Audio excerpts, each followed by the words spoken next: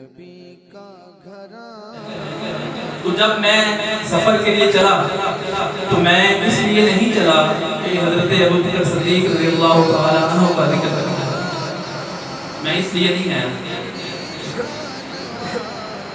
میں اس لیے آیا ہوں تاکہ ایک ایسے عاشق کا ذکر کیا جائے جس نے اپنے محبوب سے وفا میں، جس نے اپنے محبوب کی محبت میں، جس نے اپنے محبوب سے عشق میں وہ مقام حاصل کر لیا، وہ مقام حاصل کر لیا کہ اللہ رب العزت نے انہیں صدیق بول دیا. ہم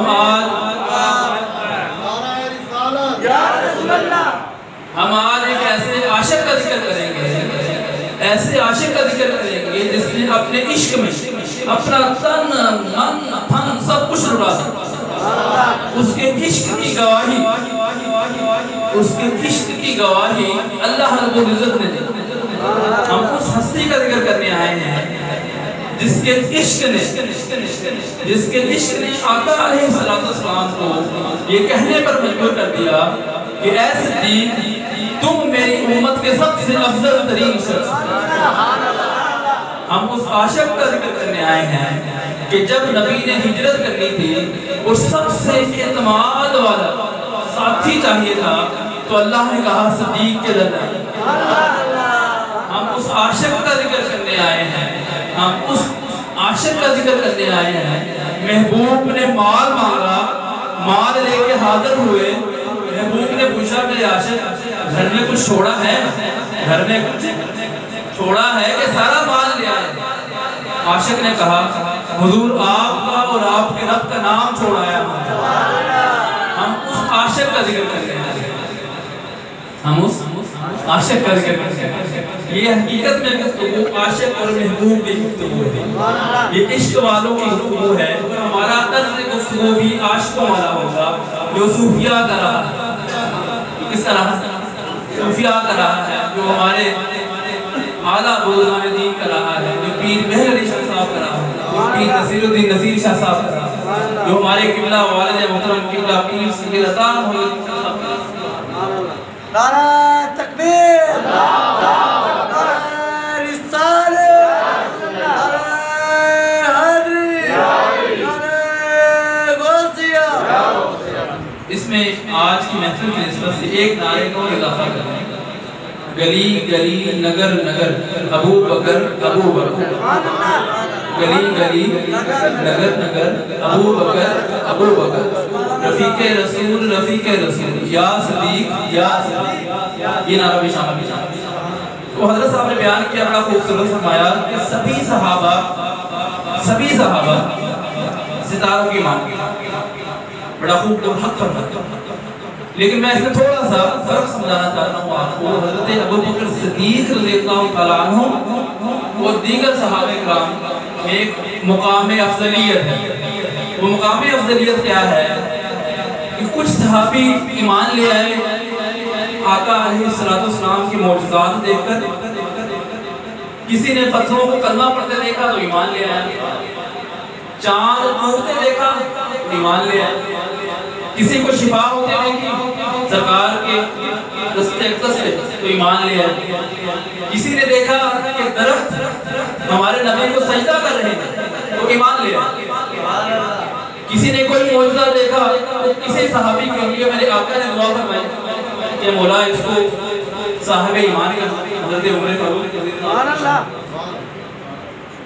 تو سبھی صحابہ کرام حضرت ابوبکر صدیق رضی اللہ تعالیٰ عنہ کا مقام وہ ہے کہ سرکار نے فرمایا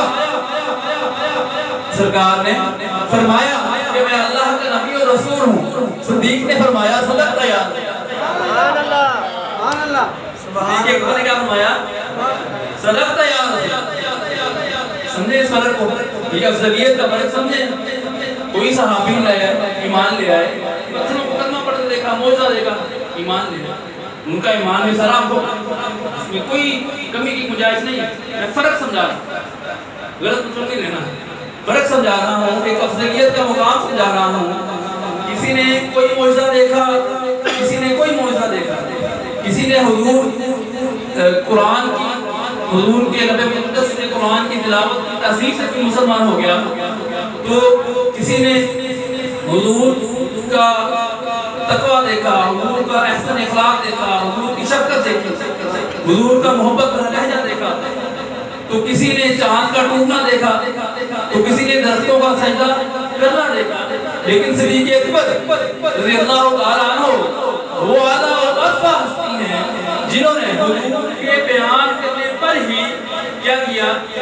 کلمہ پڑھا، ایمان لیا، صدقتے ہیں، سبحان اللہ۔ حضرت علی کرم اللہ وجہہ الکریم سے کسی نے افضلیت کے بارے میں پوچھا کہ آپ کے ابو بکر صدیق رضی اللہ تعالیٰ عنہ افضلیت کے فرق کے حوالے سے، تو آپ نے جو 4 باتیں فرمائی کہ صدیق اکبر کو ان 4 باتوں میں مجھ سے افضلیت حاصل ہے، سبقت ہے وہ، ان میں سے سب سے پہلی بات ہے کہ سب سے پہلے مردوں میں جس نے آقا علیہ السلام پر ایمان لایا جو اس سے ایمان لائی، ان میں صدیق اکبر رضی اللہ تعالیٰ عنہ شامل تھے، اور یہ افضلیت کا مطلب ہم سے کوئی نہیں لے سکتا، یہ ان کی شان، اور جس طرح سے ایمان لائے وہ الگ ہی شان۔ حضرت ابو بکر صدیق رضی اللہ تعالیٰ عنہ کا جو پہلا نام تھا اسلام قبول کرنے سے پہلے وہ تھا عبد الکعبہ، اس کو میں عبد الکعبہ بھی ہے، عبد الکعبہ۔ جب آپ نے کلمہ پڑھ لیا تو آپ کا نام رکھا گیا، پہلا اسلامی نام عبداللہ، عبد الکعبہ سے کیا رکھا گیا؟ عبداللہ نام رکھا گیا، پہلا نام اسلامی نام حضرت ابو بکر صدیق رضی اللہ عنہ، یعنی کلمہ پڑھ لینے کے بعد عبد الکعبہ سے آپ کیا بن گئے؟ عبداللہ کیا بن گئے؟ کلمے نے حضرت ابو بکر صدیق رضی اللہ تعالیٰ عنہ کو عبد الکعبہ سے عبداللہ بنا دیا، اور حضور سے محبت، حضور سے عقیدت، حضور سے عشق نے آپ کو عتیق بنا دیا۔ عتیق بھی حضرت ابو بکر صدیق رضی اللہ تعالیٰ عنہ کا نام ہے، لقب ہے، عتیق بھی حضرت کیا نام ہے آپ کا؟ عتیق۔ اما عائشہ صدیقہ رضی اللہ تعالیٰ عنہ نے بیان فرمایا، حدیث مقدسہ بیان فرمایا کہ جہنم کی آگ صدیق اکبر کو چھو بھی نہیں سکتی، جہنم کی آگ صدیق اکبر کو چھو بھی نہیں سکتی۔ جب حضور کا یہ فرمان، نعرہ تکبیر، جب حضور کا یہ فرمان، نعرہ حیدری، نعرہ غوثیہ، سیدی مرشدی، سیدی مرشدی، جب حضور کا یہ فرمان کہ جہنم کی آگ میرے صدیق پر حرام ہو چکی ہے، تو جب یہ فرمان زبان سے عام ہوا، دیگر صحابہ کرام تک پہنچا، یہ مقام دیگر صحابہ کرام تک پہنچا تو آپ کو لقب مل گیا عتیق، عتیق رسول، انتہائی پاک اعلیٰ مقام والا شخص۔ اب یہ ذرا سیکھو سمجھیے گا، کلمہ پڑھنے کے بعد آپ بنے عبداللہ، کیا بنے؟ اور حضور سے محبت اور عشق اور وفا کر لینے کے بعد آپ کس مقام پہ پہنچے؟ عتیق کے مقام پہ پہنچے، عتیق کے مقام پہ پہنچے۔ اب محبت عشق کو ذرا سمجھیے گا، محبت وہ مقام ہوتا ہے جس میں محبت کرنے والا اپنی انا کے دائرے میں رہتا ہے، اپنی میں رہتا ہے۔ محبت سے اگلا مقام ہے عشق، عشق کرنے والا محبوب کے سامنے اپنی انا میں نہیں رہتا، اپنی میں نہیں رہتا، وہ محبوب کے قدموں میں بھی جاتا ہے۔ محبت سے اگلا مرحلہ ہے عشق، عشق میں بھی، عشق میں رہتے ہوئے بھی، یا عشق کے مقام تک پہنچنے کے بعد بھی، عشق کے مقام تک پہنچنے کے بعد بھی بے شک انسان اپنی انا کے دائرے سے نکل جاتا ہے، لیکن پھر بھی اپنی سوچ کے دائرے میں رہتا ہے، اپنی سوچ کے دائرے میں رہتا ہے، مطلب اپنی سوچ کو فالو کرتا ہے، اس کی پیروی کرتا ہے، سامنے والے یا اپنے محبوب کی طرف سے بیان کے لیے کسی بھی جملے پر سوچنا سوچتا ہے، سوچ کر فیصلہ کرتا ہے. لیکن عشق، محبت اور عشق سے اگلا مقام ہوتا ہے دیوانگی. نہ انسان اپنی انا میں رہتا ہے، نہ انسان اپنی انا کے دائرے میں رہتا ہے، نہ انسان اپنی سوچ کے دائرے میں رہتا ہے. وہ کلیتاً اپنے محبوب کی ذات کو اپنے اوپر لاگو کر چکا ہوتا ہے. اپنی ذات کو اپنے محبوب کی ذات میں گم کر چکا ہوتا ہے. اس کو جو محبوب کہتا ہے وہی حق سنائی دیتا ہے، جو محبوب فرماتا ہے وہی حق سنائی دیتا ہے. جب میرے آقا معراج کے سفر سے واپس آئے اور آپ نے بیان فرمایا صحابہ کرام کو کہ میں رات معراج کے سفر سے ہو کے آیا ہوں، سارا سلسلہ بیان کیا. تو اور یہ سلسلہ ایسا زمان نیام ہوا. تب حضرت ابوبکر صدیق رضی اللہ تعالیٰ عنہ سرکار کی محفل میں اس وقت موجود نہیں تھے. تو ابو جہل انسانی عقل تسلیم نہیں کرتی، وہ بھاگی تیز قدموں سے گئے در سلیقے پر. جب پہنچے وہاں پہ تو دستک دی، سیدنا صدیق کے اوپر باہر تشریف لائے. تو ابو جہل نے کہا اے صدیق تمہیں پتہ ہے تمہارے یار نے کیا بات کی؟ آپ کو پتہ ہے آپ کے یار نے کیا بات کی ہے؟ تو حضرت سیدنا صدیق اکبر رضی اللہ عنہ نے فرمایا کیا کہا ہے؟ کیا فرمایا؟ ابو جہل نے فرمایا کہا محمد مصطفیٰ کہتے ہیں کہ میں معراج کے سفر سے ہو کے آیا. بات سمجھ نہیں ہے؟ حضرت ابوبکر صدیق انسانی عقل ہے. حضرت ابوبکر صدیق رضی اللہ تعالیٰ نے فرمایا کہ تم جھوٹ بولو. ابو جہل نے قسمیں اٹھائیں کہ میں نہیں جھوٹ بول رہا. انہوں نے خود صحابہ اکرام کو فرمایا ہے کہ میں معراج کا سفر کر کے آیا ہوں. حضرت ابوبکر صدیق رضی اللہ تعالیٰ عنہ کی محبت، عشق اور دیوانگی کا عالم دیکھیے. چاہے عقل اس بات کو تسلیم نہیں کر سکتی، پھر بھی فرمایا کہ اگر میرے نبی نے فرمایا ہے تو حق فرمایا.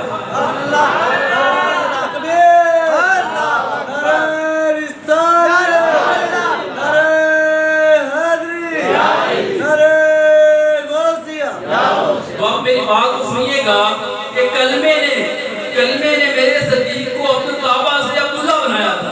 میرے صدیق کے عشق نے، عبداللہ کے عشق نے آپ کو عتیق بنایا. لیکن عبداللہ اور عتیق سے جب آپ نے عشق سے جب آپ نے آگے دیوانگی کا سفر کیا، جب آپ دیوانگی کی حد تک پہنچے تو اللہ رب العزت نے آپ کو صدیق بنا دیا. کلمہ سے آپ بنے عبداللہ، محبت اور عشق کا سفر طے کر کے آپ بنے عتیق. اور اس کے آگے جب آپ نے محبت کی ساری منزلیں، عشق کی ساری منزلیں طے کر کے دیوانگی کے مقام پہ پہنچے، تو جب میرے سرکار نے فرمایا کہ میں معراج کے سفر سے ہو گیا ہوں، تب میرے صدیق نے فرمایا صدق تیار. صدیق اکبر حضور کی محفل میں آئے. حضور نے ایک واقعہ جو بھی معراج کے سفر کے دوران ہوا تھا وہ بیان کرنا شروع کیا صدیق کو. تو ہر بات کے جواب میں صدیق اکبر نے فرمایا سچ کہنا ہے سونے. سبحان اللہ. سچ آکے چاہے انسانی عقل نہیں مانتا. آپ نے کہہ دیا سچ. آپ نے فرمایا اب غار بہت بڑا غار نہیں تھا. غار بس اتنی کی چوڑا تھا کہ غار کے منہ کے سامنے کھڑے ہو کر اگر کوئی شخص نیچے بس دیکھ لے، اپنے پاؤں کی طرف دیکھ لے، تو بھی غار کے اندر بیٹھے ہوئے دونوں شخصیات کو دیکھ سکتا تھا. مطلب غار کی بہت گہرا غار نہیں تھا، بہت زیادہ جگہ نہیں، بہت مختصر سی جگہ. باہر کوئی بھی شخص آتا، کفار جو تھے وہ تو حضور کی جان کے دشمن تھے، شہید کرنا چاہتے تھے، زندہ پکڑنا چاہتے تھے. ان کو تو 100 اونٹوں کا لالچ دیا گیا تھا، 100 اونٹوں کا لالچ دیا گیا تھا. اب غار میں جگہ بڑی کم تھی، بہت کم. اب حضور سیدنا صدیق اکبر کے دل میں پریشانی بنی، یا رسول اللہ جگہ تو بالکل کم ہے، اگر غار کے سامنے بھی کوئی آ گیا اور اس نے ذرا سا نیچے دیکھ لیا تو ہمیں وہ دیکھ لے، ہمیں وہ دیکھ لے. تو اس موقع پر جب صدیق اکبر رضی اللہ تعالیٰ عنہ کے دل میں ایک پریشانی تھی، تجسس پریشانی تھی، ایک فکر تھی، تب اللہ رب العزت نے فرمایا الا تنصروه فقد نصرہ اللہ اذ اخرجہ الذین کفروا ثانی اثنین اذ ہما فی الغار اذ یقول لصاحبہ لا تحزن ان اللہ معنا لا تحزن ان اللہ معنا. اس میں لفظی ترجمہ آپ کے سامنے بیان کرتا ہوں. تو کیا ہوا؟ ان کی مدد فرمائی ہے خود اللہ نے. جب نکالا تھا وہ ان کو کفار نے، آپ دوسرے تھے دو سے، جب وہ دونوں غار ثور میں تھے. اذ یقول لصاحبہ، جب وہ فرما رہے تھے اپنے رفیق سے، اپنے صحابی اپنے صاحب سے فرما رہے تھے لا تحزن، غم نہ کر، فکر نہ کر، ان اللہ معنا، اللہ ہمارے ساتھ. کون ہمارے ساتھ؟ اللہ ہمارے ساتھ. اب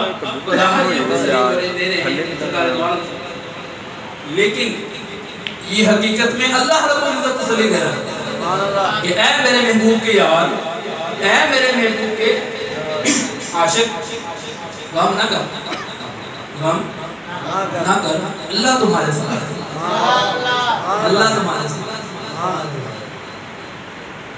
اس بات کو اب ذرا سے اس نقطے پر غور کریں گے. اللہ نے خود تسلی بھیجی، اللہ نے خود تسلی کے الفاظ بھیجے صدیق اکبر رضی اللہ تعالیٰ عنہ کو.